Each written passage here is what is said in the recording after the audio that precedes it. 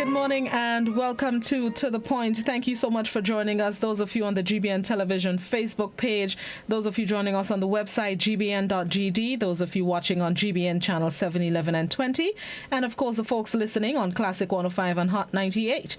It is Tuesday, June 9th, 2020. As usual on this day of the week, we facilitate Leader of the Opposition, Honorable Tobias Clement. He's our guest once again this morning, joining us virtually. Good morning, Mr. Clement. Good morning to you, Blossom, and good morning to Grenada, Carriacou, Martinique, wheresoever you are. Good morning to your viewers, listeners in the diaspora and every part of this universe. A pleasant and happy good morning. Thank you very much. You look very cheerful this morning. I like your blue background. Well, thank you very much. Well, you see, we have to improve, ain't So there is this, I'm trying to make it as better as we go along. Big facts, big facts.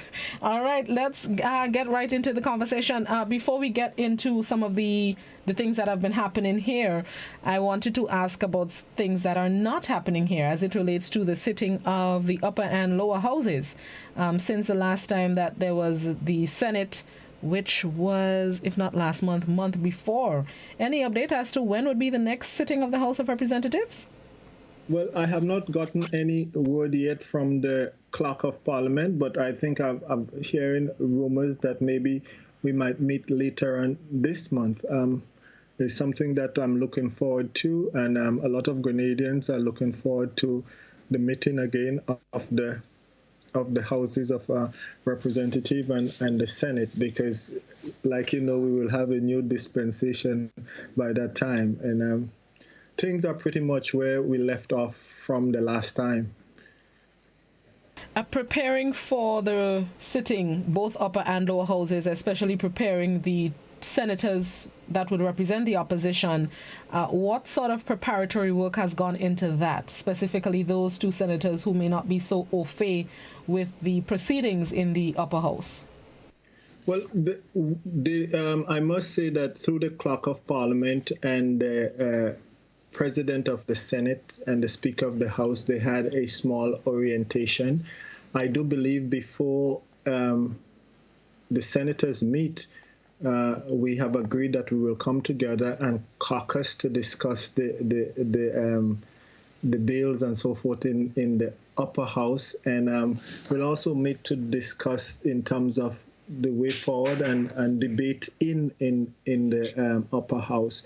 I do believe that Senator Sincere, she is very aware of the proceedings of Parliament, because she was intimately involved in the Youth Parliament.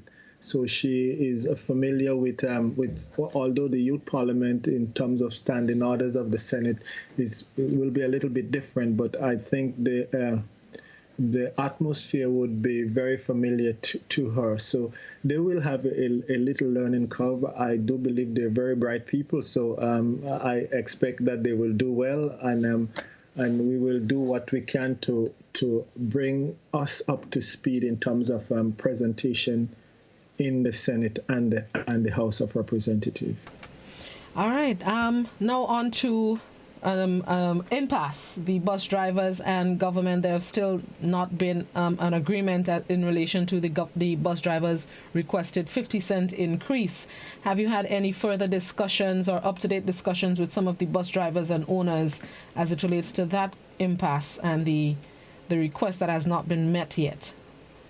Well, I do believe that we are having a lot of impasse in this country, because even where I sit as leader of the opposition, there is an impasse there, even before I go on to the bus driver, because I am not satisfied in terms of the houses of representative, or even the leader of the opposition's office that was given, in that as for now, the secretary to the leader of the opposition is not yet seated in an office space within the building, because, as I mentioned before, imagine that the powers that be wants the secretary to the leader of the opposition to be seated outside of the office in a little cubicle where no privacy or any sort of thing that is given. even so too, the telephones to be for the leader of the opposition or the secretary to be administered by the Ministry of Communication and Works, that too is an impasse. I mean, who's bright? Should I let my telephone conversation or telephone lines or bills or who call me or who don't call me pass through the Ministry of Works so that you cannot have the privacy?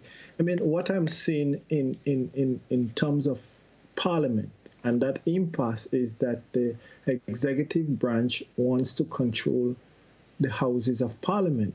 And that cannot happen in our democracy.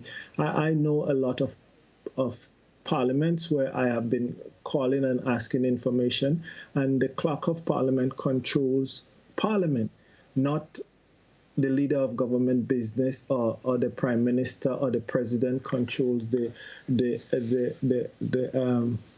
legislative branch of government. And this is what I see happening here. I mean, and I sing again to the top of my voice that how is it that the expenditure for the constituency offices is moved from under Parliament to under the Prime Minister's ministry to be administered by a private entity where Parliament do not have any control over the constituency branch. I do believe that something is wrong in terms of that encroachment of constitutional rights of parliamentarian and the legislative arm of government. If it is wrong everywhere else, it should be wrong in Grenada, and this impasse continue to happen here. And now we have to the impasse with the bus drivers, and I know in some cases I've heard the rumors that say to me that I'm only wearing the shoe because I'm not on the other side. But what did I ask for, Blossom? All that I ask for the bus drivers is that the smart people in finance or communication and works or transport board sit down with the bus driver, do the math, and let the truth be told. And this was not done. I think what was given to the bus driver is that for them to negotiate with the bus drivers, all buses must go back onto the road. But if all buses goes back onto the road and operate under these conditions, you do not have to be a rocket scientist to figure out that under these conditions that are difficult, the bus drivers would be operating at a loss. Well, I am saying that, but what I'm saying to the government to do, let somebody do the math, figure it out. I mean, if the bus drivers can figure it out so plainly, then the people that work in finance would figure out exactly where the bus drivers are in terms of expenditure and capital. And if they can come to a common understanding as to what is needed to keep them afloat, then I think that should be presented. But my solidarity with the bus drivers is that, look, they are operating the private vehicles and private transport in a public way, and we call it public transport. But then even the Grenadian people have to recognize that while they are operating, they don't operate for themselves, but they transport our children, our brothers and sisters. I say they transport the union workers to and from work, and we just take it for granted that all is well with them. But since I say that press conference that they have had and the revelations that came out, it was revealing to a lot of people that, oh my goodness, somebody ought to stand up and say something or stand up and do something. And this is where I fall on the side of them, so that all that they're looking for is for justice. I mean, justice in terms of financing, justice in terms of just keeping them afloat. Now, after speaking with some of them again, I say, well, you call for strike action and some people are still out on the road. And the message that I got was that even though this is so, some of them cannot afford to go under strike action, because if they go under strike action, they too will go under. So it is a constant fight for survival for these these owners, operators, and drivers. So the struggle continues. But I would ask the Grenadian people to be fair, as they have always been, to the bus drivers, and listen to the plea, and use the common sense, not just rumors that the bus drivers are greedy and they just want more, but look and see what is the operating condition, and ask yourselves whether or not it is fair to the bus drivers. So that is where I am at this point in time. Speaking of the bus drivers, that's just part of the regulations and requirements as Grenada continues to battle COVID-19. And yesterday, Yes. government announced some have amended the regulations, extended beach hours, curfew now starts later, gyms and so on are now able to open. Any thoughts on the latest developments in Grenada's fight against the COVID-19 pandemic? Well, I must say that where Grenadians are, I will give commendation to the government in that we did not have a widespread action of COVID-19, although some people believe that our shutdown should have happened long before it did. But even so, we have to be very careful of the gains that we have had and not yet celebrate. On Sunday, just Sunday gone, the world reported the highest cases of COVID-19 throughout, where you have on Sunday, it was said that they had new cases in terms worldwide, 137,000 new cases. And what has been happening, the World Health Organization now, they are looking in particular to Central and South America, our neighbors, where in the past, yesterday and the day before, Brazil, Mexico, Colombia, and all of these countries, our neighbors, reported the highest amount of cases ever. I saw a couple of days ago, Mexico had 1,092 deaths. Brazil had 1,346 deaths, and it continued to rise as if the peak is not yet met there. So in our plight to open up, we have to look at the history, look at other countries that are opening up and have had to close back certain provinces. We in Grenada here are a small community with capacity that are not as great as those countries in terms of putting structures and mechanisms in place. We have our protocol. But even so, we do have our protocol. I do believe that even if the regulations are relaxed, we have to continue to educate our people to be mindful and be careful. And even so, I say that maybe we will never go back to business as usual. We have to be mindful that we have to wear our masks always. We have to be mindful that we have to social distance, and just be mindful that if you do not have to go out, don't go out and just, okay, I'm going for a lime, because that going for a lime can be almost a death sentence, not only for you, but for friends and family, for your children. So we have to operate under a condition that everyone have to be your neighbor's keeper and be careful, even going forward, even if all the restrictions are lifted and the protocols are in place. You are your neighbors, your brothers, you are your keeper. And this is where I would say, so again, regardless of what happened, it is up to the individual to take the necessary measures to keep yourself and your family safe. I have seen comments on social media that the curfew should be lifted completely. Do you share those views, or do you think it should stay in place? But if the curfew is lifted completely, to what end at this point in time? We are not yet over COVID-19.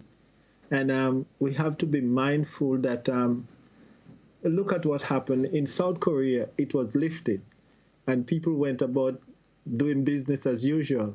And boom, in a nightclub, one person spread it to 27 people, and here it catapulted again in the United States, the curfew was lifted, people went back to church.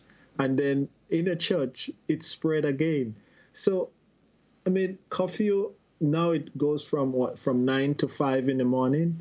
I think that is pretty okay. And in terms of social gathering and so, people must be mindful that the danger still exists. Because as I said in the beginning, Blossom, if there is one case of COVID-19 somewhere in the world, there is COVID-19 everywhere in the world. Because remember, it started just maybe one something that escaped from China. And look at our world today. And can it really go wrong again? Yes, it can. From our history, from the Spanish flu, swine flu of 1919, we saw the same argument that we're having today. It's the same argument that they were having then, whether to open up. And when they did, a second wave come. And they go back to the argument again, the shutdown, and people argue again. And when they did, a third wave came. And so we might not have seen the end of COVID-19 in Grenada as yet. I must say I commend the authorities for there is only one active case left, I do believe, but still, our neighbors around us is reeling from the advent of COVID-19, and the numbers are climbing. So we cannot and we must not keep our guard down.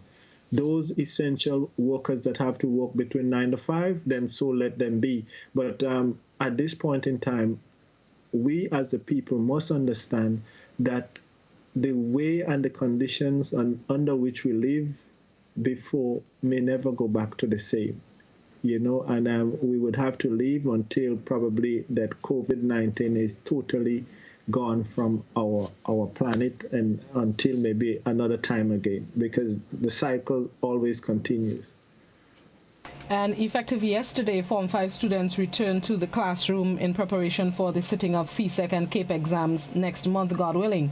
Do you think enough has been done to facilitate their return to school and ensuring that there isn't an outbreak of the virus within the school system among our students? You think enough has been done? Well, I think in the capacity that is there, probably the government did as much as it can. But I must also, even at this point in time, because I have a young son in school too, and just as we speak, I'm on one computer, he's on another computer in the classroom for 9 o'clock. And I must commend the teachers of all levels, for the secondary school, for the primary school, for the work that is being done with our students under difficult conditions. I myself, as an instructor in some capacity, I know the difficulties that exist with online classes, because in some instances, yes, Form 5 went back to school, and some teachers will be there to give them the necessary lessons for the exams coming. But even so, I look at some of our teachers and some of our students from where I sit. Even myself, sometimes we have internet problems. There are some students who do not have the capacity of devices to get onto the platform that is being used. I know a couple of people call on me, and I had to really go out to look for devices for a couple of students who did not have, and then the internet was a problem. So I do believe in going forward. Will it change? I hope it change, and some students might be left behind, because in terms of the capacity that the teachers present online is not as a full classroom. But I guess in some instances, English, math, and some science is there, and some things are left out. So I do believe after COVID-19, we will have a lot of catching up to do. And in some instances, some students who do not have that capacity will have ample catching up to do in terms of getting a little bit behind. But again, we have to make that preparation not only for COVID-19, but for the resources that our children have at their disposal, and probably make it available in terms of internet connectivity, in terms of the devices that is necessary for that internet connection, and in terms of just having a tablet or a laptop available to them, and the training that is necessary for the teachers so that they can put forward the best lesson online in that capacity that they can, because you would understand that delivering a lecture or a lesson online is totally different from that of being in a classroom. And I have seen it and I understand it a little bit. I cannot say a lot, although I'm doing it, but and even that sometimes you give instruction to grown folks, you see the difficulties that they have been having. So with all this said in mind, I do not think the Form 5 would be in for long, because we are almost to the middle of June, and I hope probably the lessons is mainly directed to the exam, and when CAPE is through, they will be out of there as soon as possible.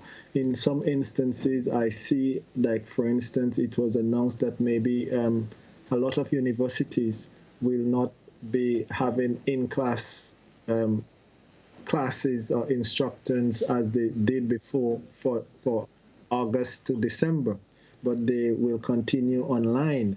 I think I saw it first with Cambridge University and some others, even here in Grenada too. So there may be a change in moving forward with students and so forth. I know my son said to me sometimes he misses friends. So can you imagine that the social interaction is part of the holistic development of children, even to families sometimes, complain that they miss other families, because we are social beings, and even more in Grenada too, we're very sociable people. So I would confess, and you would confess, Blossom, because of less interaction with our family, we miss that. And but I do believe that as a people, we must understand the situation, and I say too that we pray that this too shall pass, and I know this too shall pass. Speaking of restrictions and easing of some of the regulations, there's a question on Facebook that asks, what are your views about the plans to reopen the airport possibly by the end of this month? In light of the fact that some of our cases are imported, isn't that exposing us to a bigger risk than if the restrictions are lifted? What are your thoughts on the proposed or predicted reopening of the borders end of this month? Well, I think all over the world, countries are going in that direction in terms of opening the borders, because I think governments are reeling in terms of business, because no one cannot say that government can operate as usual, where your airports are restricted and the movements of people and commerce is so restricted that the revenue stream, it has dropped considerably. But you still have your overheads to meet in terms of expenditure.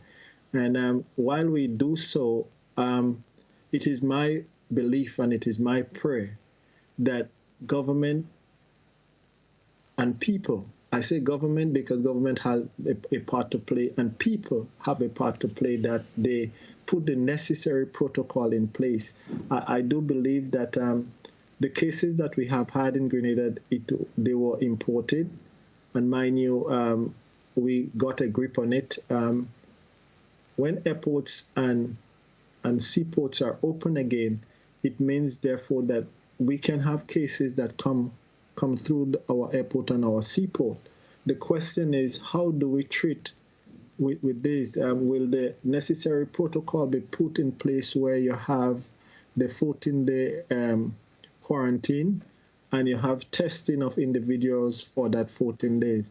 My question too is, when our people come back, to what expense? Is it government expense, or is it to mandatory quarantine and at your expense? So, like I say, people that, and we do have a lot of Grenadians overseas that were stranded in different places. Should we keep them there and they can't come home?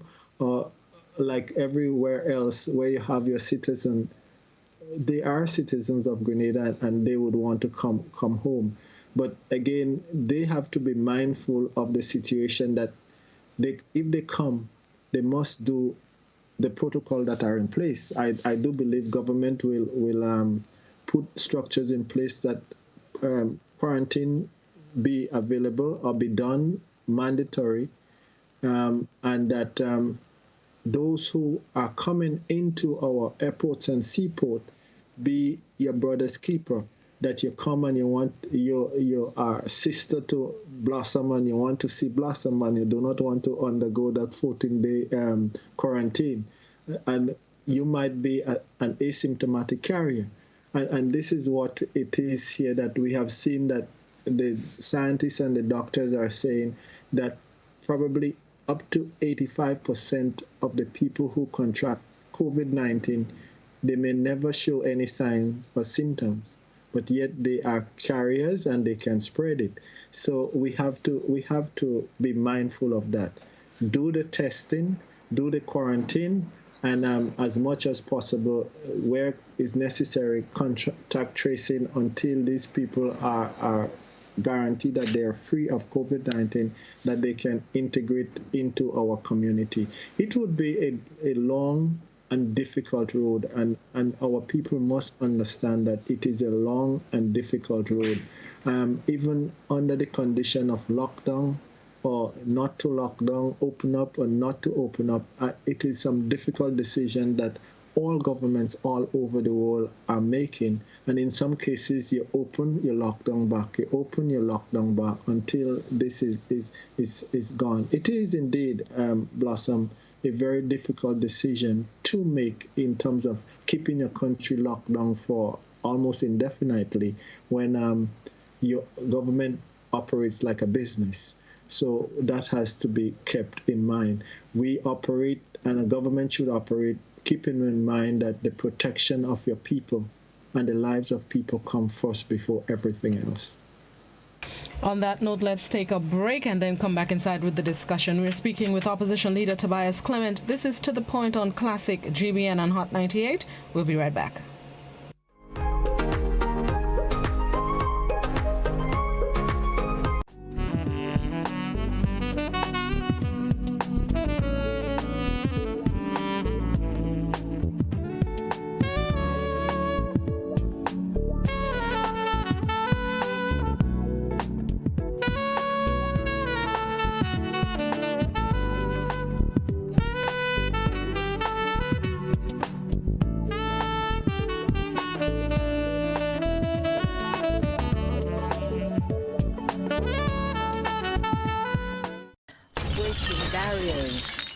Going beyond the ordinary.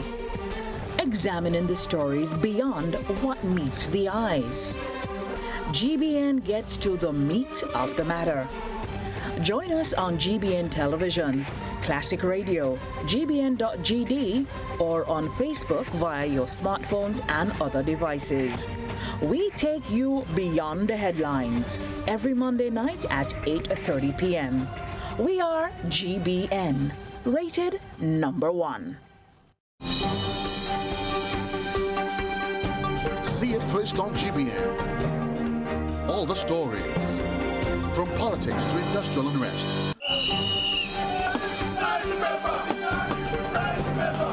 Tourism. Light it up. Light it up. Station to Grenada. Entertainment.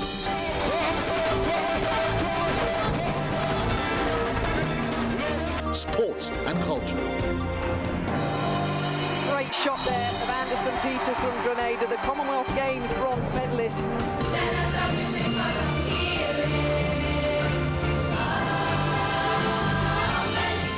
See more on GBN, your most credible source for information. Nightly at 7.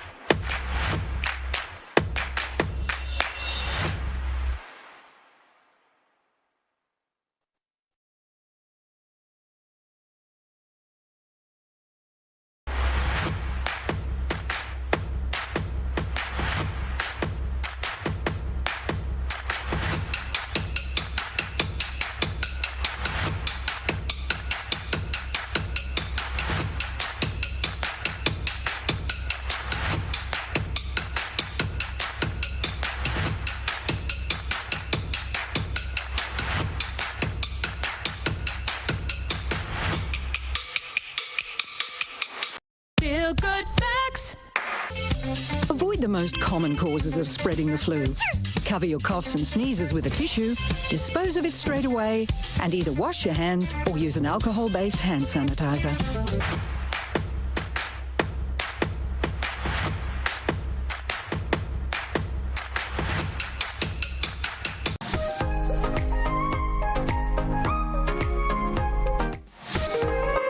Welcome back to The Point, speaking with Leader of the Opposition, Tobias Clement, this morning's guest. It's time to open the phone lines, but before we do so, Mr. Clement, there was something that you wanted to clarify from a statement that you made on the program last week. Let's get to that before we take in our phone calls.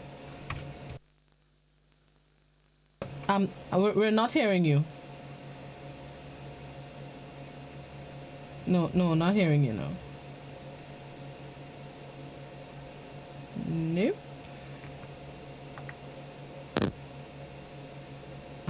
Nope.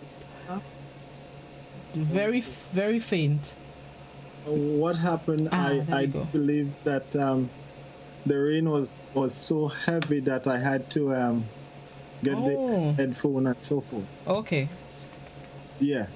So I think yes. What I was saying that I think last week I made mention that I met with the upper echelons of the National Democratic Congress. I think it was 4 of them, Kennedy Roberts, Glenn Noel, Adrian Thomas, and Roger Moore.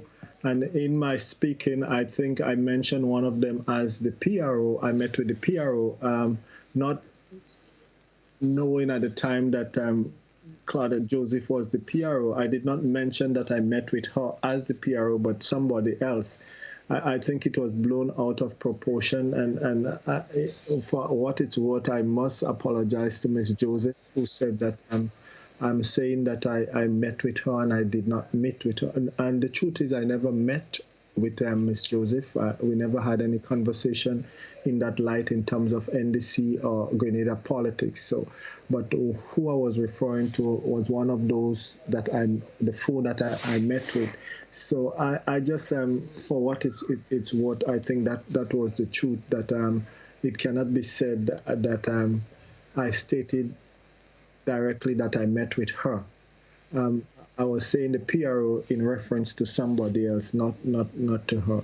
So my humblest apology in moving forward. And I think it was mentioned that I just started and I'm a liar already in that regards. But I think it was a genuine error on my part, and I would say that today that I did not meet with her per se, but with the 4 persons that I mentioned. All right, now let's take in our phone calls. 435-2041, that's the landline number. It's also the WhatsApp number. Please, only written messages on the WhatsApp. You can also pose your comments, questions, queries, concerns on the GBN Television Facebook page. Let's take our first caller of the program. Good morning. Good morning. Yes, if the Constitution is not obeyed, what is the purpose of the Parliament if that situation cannot be rectified in the Parliament? What if the Parliament doesn't bring the authorities in line? What is the purpose of the Parliament? To rectify the breaking of the Constitution. Thank you very much. Thank you, caller.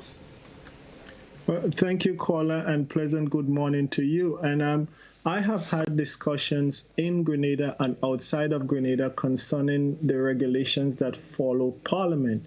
And we speak always about the 3 branches of government that are separate: the executive, the legislative, and the judiciary. And one should not use up the other.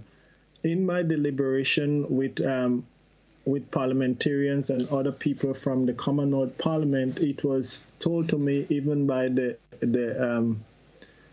legal fraternity, that and even from the Commonwealth Parliament, that Parliament's will is the one that wields government and not government wields Parliament. And here in Grenada, we have seen an erosion of that of the powers of the legislative arm, where it is almost now under the control of the executive branch. And if we do not see and do not go with that separation, then we do have a problem in Grenada. And I'm clamoring about it, and the powers that be, they're not picking it up, because where they are now, it is to their advantage. When I say that, for instance, the constituency offices, it is administered under the Prime Minister's ministry by a private entity, a private individual. And nobody cannot challenge me on that the constituency offices now are being used as sub-offices for the new National Party. When this happens, you cannot have a level playing field, because if you have taxpayers paying workers to do political work for that party, any other political party that comes in Grenada will already be at a disadvantage. It never happened before, but just recently I see that it is coming into being in Grenada, because you had no opposition, and when you have no opposition, without checks and balances, mankind could be destructive to themselves. And I ask the question, will NNP always have the reins of power in Grenada?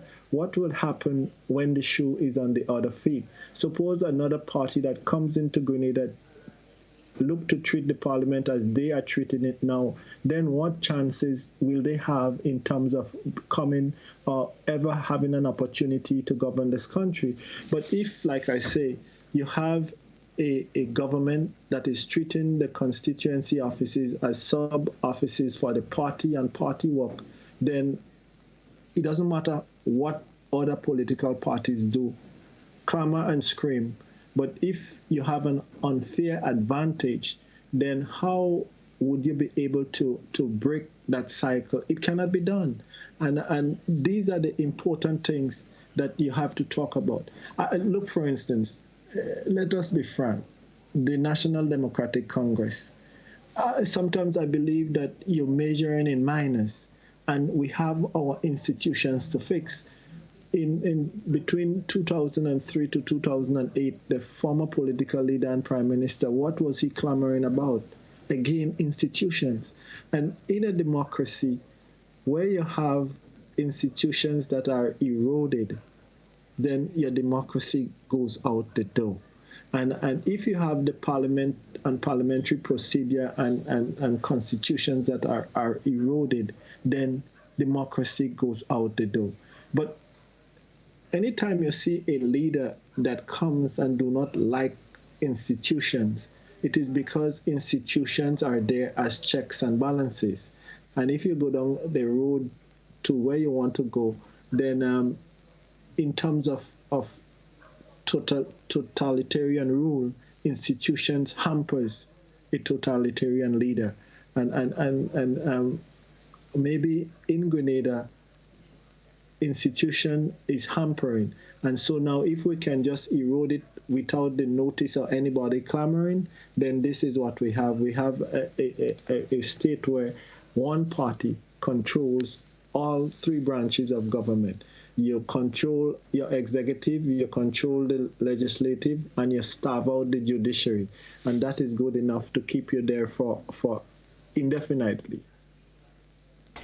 There is another question on the Facebook that asks, earlier you spoke about your own impasse as it relates to the operations of the Office of the Leader of the Opposition. What are your strategies going forward in dealing with those issues? Well, at this point in time, I am seeking counsel and counsel advice in going forward. And I may have to do that open protest, that I have not gone into that place or sit in that place until it is settled. Because imagine, I mentioned before that I went to the Clerk of Parliament and I asked just to have a look at the office, and I was totally shocked when the clerk could not show me the office. I mean, the Clerk of Parliament is the person that I know that controls Parliament all over the world. And he had to call the Ministry of Works so that somebody from the ministry can bring up the keys for the Office of the Leader of the Opposition. Then I ask about the telephones and office space, and they're telling me that the telephones are administered through the Ministry of Communication and Works, and everything for all communication goes for Parliament goes through that line. Then to say that the secretary to the leader of the opposition have to be seated out in the lobby, to me that's a farce. In all sense of the word. I would say, give me the same courtesy that was given to the leader of the opposition in 2008 when Grenada times were hard, or given to the leader of the opposition in 2003. But between 2013 to now, it's like we forget how to do democracy in Grenada. So again, what I am fighting for is not so much for me, because maybe the time will come and go and I will go about my business, but what are we leaving behind for the young people that are going to come? But how will you address it in your capacity now as leader of the opposition? Well, I have started, and as I said, I'm seeking counsel advice on the way forward for that. But then again, I say the office of the leader of the opposition is not about Tobias Clement, but the office of the leader of the opposition is of important constitutional value to democracy in Grenada. And if we act in such a way as to demean the office because you want to demean Tobias Clement, I'm like they say, when they go low, we will go high. So I would that is like nothing to me. I would take it in stride and roll with the punches. When the country opens, what do you think about individuals entering the country and going into quarantine and paying government approximately $9,000 even though they have their own homes? What do you think about people paying to be in quarantine, mandatory quarantine? Well, people would have to understand that look for what happened. Is mandatory quarantine requires? I think in some sense, yes, because remember at the beginning of COVID-19 when we had the shutdown, they had quarantine. It was not mandatory. One individual who tested positive, when they were looking for him, he was somewhere in Canada, in England. So you need to have a hold on who is quarantined, because there are some people who would come. And what do you do with people who do not care about the fellow men or the brethren? That, okay, you bring them in, you tell them to be quarantined in their homes, and then they leave to go visit cousin so-and-so, or cousin so-and-so come and visit them. I mean, that is, and then you run the risk of the cost would be more than the cost of quarantining them. But my question is, you say they pay government to quarantine. I understand now that they do have people in quarantine. And the people in quarantine is staying at some guest house or some hotel. And they are being fed, they are being kept under quarantine. The money that is paid for quarantine, I do not think it is to government, but the hotel or the guest house, for room and board. Yeah. I don't think it is done where government is expecting to get a windfall of profit from it. And I think so. It's for 14 days. I do not think it's $9,000 for 14 days. I think from what I've heard, the 14 days for room and meals and everything is probably $800. So this $9,000 for a 14-day quarantine for individual. Come on, it's at $9,000 at 14 days is almost $1,000 a day. No, that is not true. I think the numbers that I got received for the 14-day quarantine, you get tea, breakfast, and dinner. You are restricted from visitors, which you should be. It's around $800. All right, let's go back to the phone line. Good morning. Good morning to you and to all safety during COVID. So I heard you make mention of whatever the situation is in Parliament and how the Constitution should be handled. You mentioned something about council. Where are you getting this council from? It's not here, is it? as in the support for dealing with the issues that he highlighted in the Parliament building? Yeah, he mentioned council. So okay. Is he referring to council here or council from outside of here? All right, thank you. Government did not provide the opposition leader with any lawyers, but in my capacity, I do have a lot of friends that are lawyers and that are constitutional lawyers, and I believe I do have friends, and there are people in Grenada who is very concerned about the direction of our country, and some of them have volunteered to be of service without even what they say pro bono, and they have advised me in such direction and step, because the legislative arm of government, which is the Parliament, is really where laws are written or interpreted and debated, and even in some of the bills too, you would have to get council advice as to interpret the languages. And I am not a lawyer. I was not educated in that sense of the word in terms of understanding and knowing all the laws that govern the Constitution. So if I need to speak on the issue of where we are, it is wise and prudent of me to seek counsel, and that is what I have been doing so far. And I would extend my range in terms of counsel so that I can be advised appropriately and truthfully. A WhatsApp question. Mr. Clement, the businessmen of Carriacou have been complaining about the moving of the port from Hillsborough to the new location where it is, putting a strain on their business because they were told the jetty was unsafe to be used, but yet businesses still operating there, including school children going to school in Carriacou, still docking at that very port. What's your views, and are you willing to meet with the businessmen to bring about a solution with the usage of the port? Well, that is a very interesting question, and that point have been raised before, and I lately have discussed that issue with a couple people from Carriacou in terms of the port at Hillsborough, where the port that used to be operated in Hillsborough has now been moved to Harveyville, and it has created a strain for a lot of people. The businesses in Hillsborough, they are suffering, they say, because now Hillsborough, where the administrative capital or town of in Carriacou has been almost coming into being a ghost town. Because imagine now you have a port where you do not have a operational pier or jetty, and they say there it is unsafe for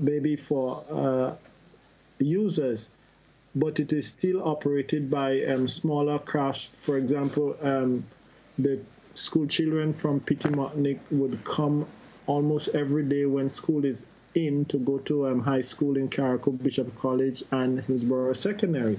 And then you have workers too that ferried every day from Carriacou to Petit-Martinique using the jetty at Hillsborough.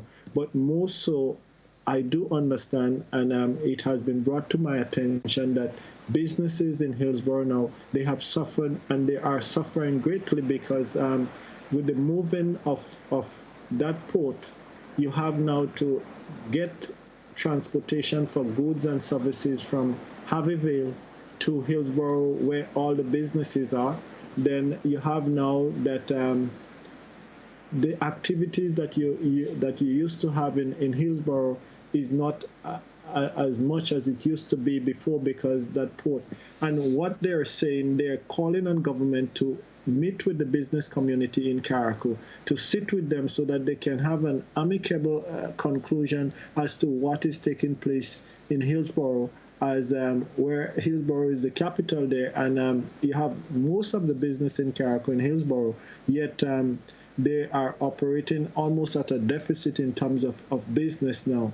And people, even like, for instance, you send up and something on the Osprey, you have to collect it, you would have to go to Harveyville to collect it, and people, the additional cost is a burden to people. So it is something that the government must come to the table, and they are calling for that. This is the last conversation that I've had, that business people of Carriacou are calling for government to sit with them so that they can sit with them and to have a solution to this. Well, it is almost an impasse now, because if you have a business in Hillsborough that is almost deficient because the commerce is not there anymore, then why operate such a business?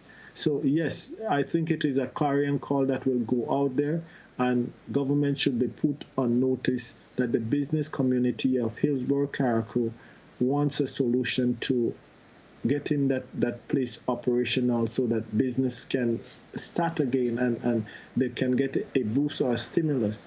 If indeed, Blossom, that the jetty in Hillsborough is made worthy of operation, then it would be like a stimulus package for the businesses in Hillsborough and Carriacou.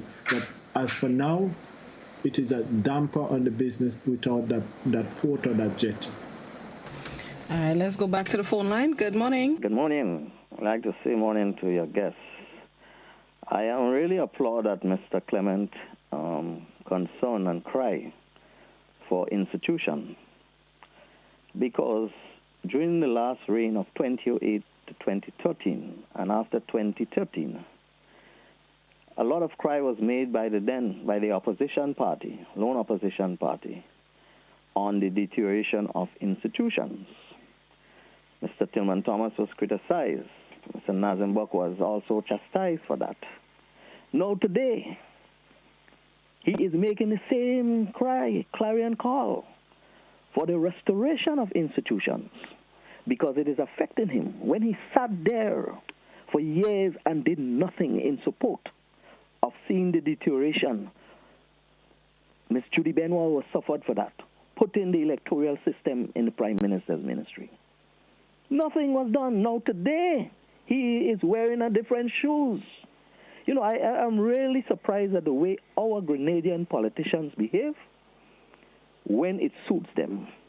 I support his cry, but I wish him good luck in having success to see the institution, the return of good governance and institution in this country.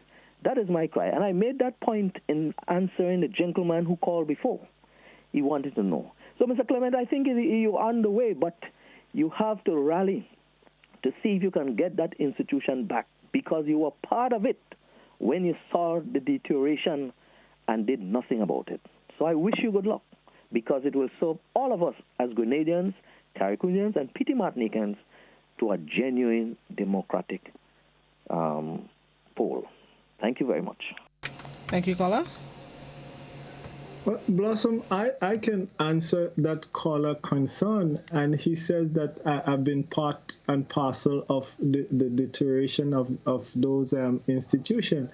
But I can remember clearly in 2013 at the swearing of ministers, I was not made a minister of government, but the Prime Minister said that those of us that are backbenchers were the keepers of the flames of our democracy. And today is not the first time that I have challenged government and the Prime Minister on the treatment of institutions in our country. Much more so, maybe I have not been openly vocal, but if you know who I am, do you think that I sat back and just remained mute even within the ranks of the party and the parliament from whence I came? No, I did not sit back. It's probably the reason why I am here today is because I have not for one moment during those times I was quiet, because I was always reminding government, the powers that be, the Prime Minister, that you have to treat institution with respect, because there are going to be times when the shoe would be on the other feet. So it's not my cry now, Blossom, is not now. And maybe some people, you do not do everything openly. In some private quarters, in some private circle, in some forum, it was spoken about. But now that I have this open forum, it's not I just started, I continue. to talk about the protection of our institution, to protect our democracy. And it's something that I have done before, and I have made no apology about continue to doing it. So it is not strange to me. Very quickly, as we wrap up, somebody's asking, are you aware why the political leader of the NDC was not present at the meeting you had with the party officials? She did send her apology that she has an ailing mother that she had to had an emergency. But yes, I think at the beginning she was scheduled to be there, but you have to be mindful that who she is, and I cannot fault anybody for taking care of family first before that. So yes, she was not there, and that was the excuse that is given, and I take it in good stride that is what it was, and I do not hold anything against her for that. All right. Thank you very much, Mr. Clement, for once again being our guest on To The Point. Same time, same place next week, God willing. Thank you for having me, and I would urge everybody to continue to stay safe. God bless you all. Thank you. You stay safe as well. Have a good day. That was our guest today, Leader of the Opposition, Tobias Clement. We thank him once again for being our virtual guest on the program. Same time, same place next week, God willing. He will once again be here, possibly with the two senators that would represent him in the upper house. Let's stay tuned and find out. Thank you again, Mr. Clement. Thank you, everybody, for tuning in. It's time for Joseph to take over the reins and take you through mid-morning buzz. He'll take you up to midday. That's the end of my time. Have yourself a very blessed Tuesday and continue to protect yourselves. Wear your masks, walk with your hand sanitizers and gloves if you have them. Protect yourselves, stay safe, stay healthy. Have a good Tuesday, everybody.